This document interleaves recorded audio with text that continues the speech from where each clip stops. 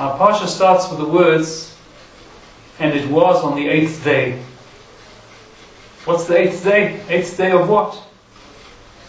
So we learn from the context and we learn from the commentators, it was the 8th day of setting up the tabernacle, setting up the Mishkan for the Jewish people. On that 8th day, that was the special 8th day when Aaron and his sons entered into the service of the Kahuna. They became Kohanim, operative Kohanim, doing the temple service. It was on that 8th day that the divine presence, the Shekhinah, came down on the temple and rested over the temple. Thus it was a very special occasion. That 8th day was the day the Jewish people merited the divine presence in their midst.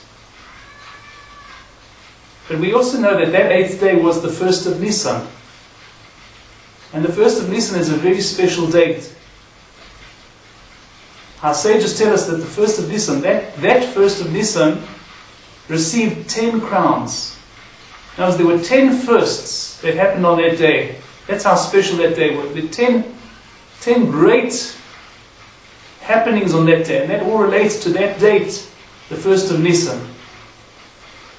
So why do we call this happening of the divine presence coming down, the 8th day, when it was the 1st of Nisan? Why not tell us it was the 1st of Nisan, which was a very, very important date? Why tell us it's the 8th day of the preparation of the 7 days that preceded it?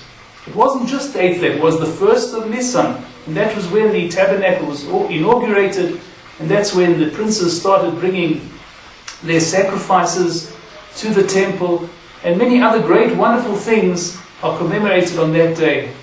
So why call it the 8th day? And the answer is something that's very useful to us as well.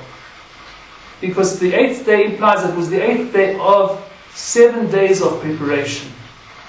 And since it's a greatness, it's an achievement that's accomplished only after extensive preparation, Moshe Rabbeinu set up that day, he prepared for that day for 7 days.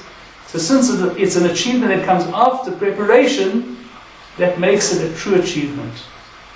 Sometimes we have a spiritual awakening. Sometimes we're suddenly aroused spiritually and we feel fantastic. We have a wonderful insight. Or maybe when we're learning Torah, we have a wonderful insight that excites us terrifically.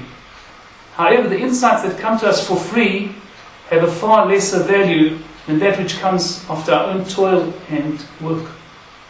And this idea is emphasized here. It's on the 8th day of preparation, the 8th day of setting up the situation.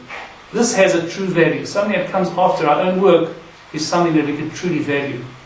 Let's learn to value our own efforts, and then we will enjoy the wonderful achievements that we will achieve through doing what we need to do every single day.